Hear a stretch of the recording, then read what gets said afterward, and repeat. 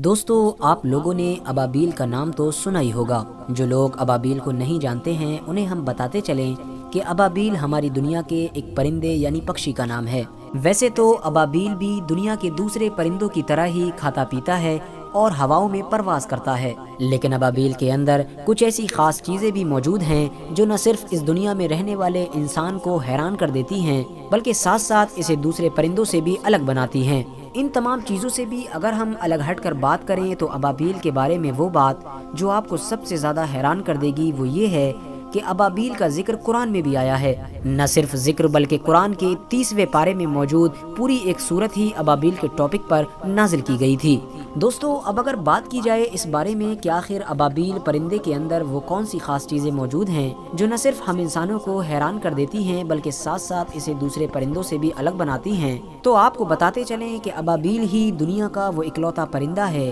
کہ جو لگاتار 10 مہینے تک آسمان میں اڑ سکتا ہے، اور اس 10 مہینے کے لمبے وقت میں اسے راستہ میں کہیں پر بھی کسی بریک یا پھر کسی اسٹیشن کی ضرورت نہیں پڑتی ہے۔ اور شاید یہی وجہ تھی کہ سائنٹسٹ نے ابابیل کو لے کر یہ دعویٰ کر دیا تھا کہ ابابیل دنیا کا وہ پرندہ ہے کہ جو چاند پر بھی پہنچ سکتا ہے، کیونکہ دوستو سوچنے والی بات یہ ہے کہ جو پکشی بنا کسی بریک کے لگاتار 10 مہینے تک اڑ سکتا ہے تو ہم سوچ سکتے ہیں کہ وہ 10 مہینے میں کتنی زیادہ دوری طے کرتا ہوگا۔ ظاہر ہے اس کی یہ دوری اس دوری سے تو زیادہ ہی ہوتی ہوگی جو ہمیں چاند پر پہنچنے کے لیے چاہیے ہوتی ہے۔ اب اگر بات کی جائے ابابیل کی غذا یعنی اس کی بھوک کے بارے میں تو آپ کو بتاتے چلیں کہ ابابیل ایک ایسا پرندہ ہے کہ جو آسمان میں اڑتے وقت اپنے پورے منہ کو کھلا رکھتا ہے، جس کی وجہ سے آسمان میں اڑنے والے سبھی چھوٹے موٹے کیڑے اس کا نوالا بنتے رہتے ہیں۔ ابابیل کی گنتی دنیا کے ان چنے ہوئے پکشیوں میں ہوتی ہے کہ جو آسمان میں سب سے زیادہ اونچائی پر اڑنے کی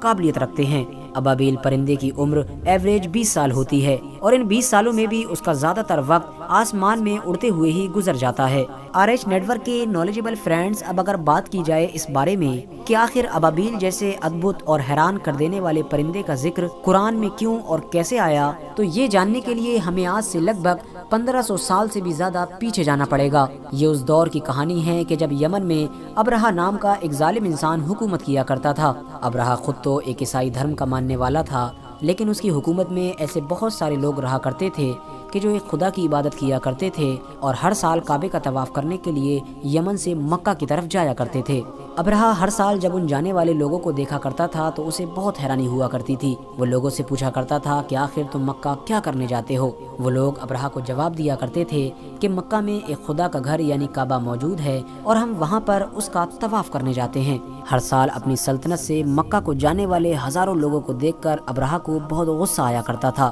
اور وہ ہمیشہ یہی سوچا کرتا تھا کہ آخر مکہ میں ایسی کون سی چیز موجود ہے جو میری ریاست یمن میں موجود نہیں ہے۔ آخرکار ابرہہ کے دماغ میں ایک نیا آئیڈیا آیا اور اس نے یہ فیصلہ کیا کہ اب وہ بھی اپنی ریاست یمن میں کعبے کی ہی طرح ایک بڑا سا گھر بنوائے گا، جس گھر پر ہر سال ہزاروں لوگ آیا کریں گے اور اس گھر کا بھی کعبے کی ہی طرح طواف کیا کریں گے۔ آخرکار بڑی لاگت اور محنت کے بعد ابرہہ اپنی ریاست یعنی یمن میں ایک ایسا ٹیمپل بنانے میں کامیاب ہو گیا تھا کہ جو اس دور کا دنیا کا سب سے بڑا ٹیمپل تھا۔ یہ دیکھ کر ابرہہ بہت خوش تھا، کیونکہ اسے یقین تھا کہ کوئی بھی انسان اتنے خوبصورت اور اتنے بڑے گھر کا طواف کرنے سے انکار نہیں کرے گا۔ لیکن ابرہہ کو اس وقت زبردست جھٹکا لگا کہ جب اس کی سلطنت میں رہنے والے لوگوں نے ہی اس کے بنائے ہوئے اس عالیشان گھر کو دیکھنے سے بھی انکار کر دیا، اور ہر ایک نے یہی جواب دیا کہ ہم مکہ تو اس لیے جاتے ہیں کہ وہاں پر کعبہ یعنی خدا کا گھر موجود ہے، لیکن جس گھر کو تم نے بنوایا ہے وہ خدا کا نہیں بلکہ تمہارا خود کا شیطانی گھر ہے۔ یہ سن کر ابرہہ غصے سے لال ہو گیا اور اس نے فوراً ایک بڑی فوج کے ساتھ نعوذ باللہ مکہ پر اٹیک کرنے کا فیصلہ کیا۔ ابرہہ نے سوچا کہ کیوں نہ میں اس کعبے کو ہی اس دنیا سے ہمیشہ ہمیشہ کے لیے ختم کر دوں، کہ جس کعبے کو دیکھنے کے لیے پوری دنیا سے ہر سال ہزاروں لوگ اکٹھا ہوتے ہیں، کیونکہ جب میں مکہ میں موجود اس کعبے کو ہمیشہ ہمیشہ کے لیے ختم کرنے میں کامیاب ہو جاؤں گا تو دنیا بھر کے وہ لوگ جو ہر سال مکہ میں اسے دیکھنے کے لیے اکٹھا ہوتے ہیں وہ سارے کے سارے لوگ اب یمن میں میرے بنائے ہوئے عالیشان گھر کو دیکھنے کے لیے اکٹھا ہونے لگیں گے۔ بس اسی ارادے سے ابرہہ نے اپنی ایک بڑی فوج کے ساتھ کعبے پر اٹیک کیا۔ دوستو، اس دور میں مکہ میں کعبے کی دیکھ ریکھ کی پوری ذمہ داری اسلام کے آخری پیغمبر یعنی حضرت محمد صلی اللہ تعالی علیہ وسلم کے گرینڈ فادر یعنی دادا کے ہاتھ میں تھی، جنہیں ہم عبد المطلب کے نام سے جانتے ہیں۔ اور حضرت عبد المطلب ہی اس دور میں مکہ کے بڑے سردار بھی مانے جاتے تھے۔ لہٰذا جب ابرہہ مکہ پہنچ گیا تو اس نے مکہ شہر کے باہر ہی کنارے کنارے پر اپنی ساری فوج کے خیمے لگوا دیے۔ مکہ شہر کے باہر مکہ میں رہنے والے لوگوں کے بہت سارے جانور ٹہل رہے تھے، ان سبھی جانوروں کو ابرہہ کی فوج نے قیدی بنا لیا۔ قیدی بنائے گئے جانوروں میں سے سب سے زیادہ جانور پیغمبر اسلام یعنی حضرت محمد صلی اللہ تعالی علیہ وسلم کے دادا کے تھے۔ پیغمبر اسلام یعنی حضرت محمد صلی اللہ تعالی علیہ وسلم کے دادا یعنی حضرت عبد المطلب اپنے جانوروں کو چھڑانے کے لیے ابرہہ کے پاس پہنچ گئے۔ ابرہہ نے جب مکہ کے اتنے بڑے سردار کو آتے ہوئے دیکھا تو اس نے سوچا کہ ضرور عبد المطلب کعبے کے بارے میں بات کرنے آئے ہوں گے اور وہ ضرور مجھ سے درخواست کریں گے کہ آپ ہمارے کعبے کو مت گرائیے، اس کے بدلے میں چاہیں آپ کتنی بھی دولت لے لیجئے۔ لیکن حضرت عبد المطلب نے ابرہہ کے پاس پہنچ کر جو ابرہہ سے پہلا سوال کیا وہ سن کر ابرہہ حیران رہ گیا، کیونکہ عبد المطلب نے ابرہہ سے کہا کہ میں نے سنا ہے کہ تمہاری فوج نے ہمارے کچھ جانوروں کو قیدی بنا لیا ہے، میں چاہتا ہوں کہ ہمارے قیدی بنائے گئے سبھی جانوروں کو جلدی سے جلدی چھوڑ دیا جائے۔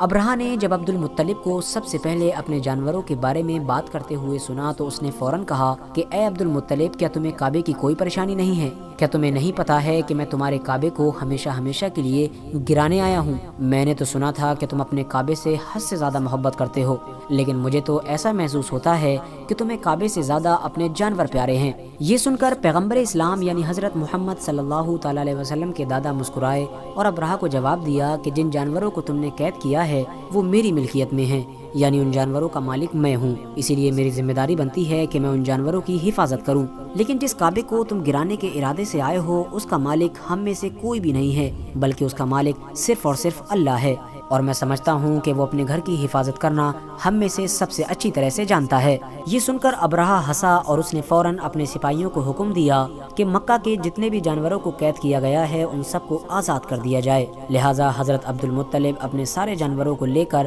مکہ شہر کے اندر واپس آ گئے اور انہوں نے سب سے پہلے کعبے کے پاس پہنچ کر مکہ کے سبھی لوگوں کے ساتھ مل کر کعبے کی حفاظت کے لیے دعا کی، اور اس کے بعد مکہ میں رہنے والے سبھی لوگ اپنے سردار یعنی حضرت عبد المطلب کے ساتھ مکہ شہر چھوڑ کر مکہ کے پاس ہی میں موجود پہاڑیوں پر جا کر بیٹھ گئے اور پہاڑیوں کے اوپر سے ہی مکہ شہر کے اندر ہونے والے اس ظلم اور زیادتی کو دیکھنے لگے کہ جو ابرہہ کی فوج کی طرف سے کیا جا رہا تھا۔ لیکن جیسے ہی ابرہہ کی فوج کے ہاتھیوں نے کعبے کی طرف بڑھنے کا ارادہ کیا، ویسے ہی مکہ کے آسمان میں ابابیل نام کے یہ پرندے اکٹھا ہونا شروع ہو گئے۔ کچھ دیر کے اندر ہی پورے مکہ کے آسمان میں صرف اور صرف ابابیل نظر آ رہے تھے۔ دیکھتے ہی دیکھتے یہ ابابیل ہزاروں کی گنتی میں بدل چکے تھے اور ان سبھی پرندوں کی چونچوں میں مٹی کے بنے ہوئے چھوٹے چھوٹے پتھر تھے۔ ابابیل پکشیوں کی اس فوج نے اپنی چونچ میں موجود پتھروں کو زمین پر پھینکنا شروع کر دیا۔ حد سے زیادہ اونچائی سے پھینکے گئے یہ چھوٹے چھوٹے پتھر جب نیچے جا کر ابرہہ کی فوج کے لگتے تھے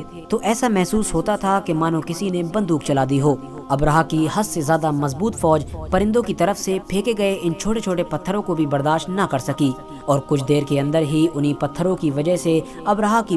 پوری فوج ماری گئی۔ بتایا جاتا ہے کہ ابابیل کی طرف سے پھینکے گئے ان چھوٹے چھوٹے پتھروں کی اسپیڈ اتنی زیادہ تیز تھی کہ یہ پتھر ابرہہ کی فوج میں جس انسان یا ہاتھی کے بھی لگ جایا کرتا تھا اس کے آر پار ہو جایا کرتا تھا۔ دوستو، مکہ میں یہ حادثہ پیغمبر اسلام یعنی حضرت محمد صلی اللہ تعالی علیہ وسلم کے جنم سے صرف اور صرف 55 دن پہلے ہوا تھا، کیونکہ دوستو اس حملے میں ابرہہ کی فوج میں حد سے زیادہ ہاتھی شامل تھے۔ اسی وجہ سے مکہ کے لوگ اس حملے کی وجہ سے اس سال کو ہی عام الفیل کہنے لگے تھے، یعنی ہاتھی کا سال۔ اور یہی وجہ ہے کہ قرآن میں بھی جس سورت کے اندر اس پورے حادثے کا ذکر کیا گیا ہے اس سورت کا نام بھی الفیل رکھ دیا گیا ہے، جس کا مطلب عربک میں ہاتھی ہوتا ہے۔ تو دوستو، امید کرتے ہیں کہ آپ کو آج کی اس ویڈیو سے ابابیل کے بارے میں بہت کچھ جاننے کو ملا ہوگا۔ فی الحال دوستو، آج کی اپنی ویڈیو کو ہم یہیں پر ختم کرتے ہیں۔ ویڈیو پسند آنے پر نہ صرف ویڈیو کو لائک کریں بلکہ اپنے فرینڈز کے ساتھ بھی ضرور شیئر کریں، اور اسی طرح کی نالجیبل اور ہسٹوریکل ویڈیوز ہمیشہ دیکھنے کے لیے ہمارے چینل کو سبسکرائب کر کے ساتھ ہی میں بیل آئیکن کو بھی پریس کر دیں۔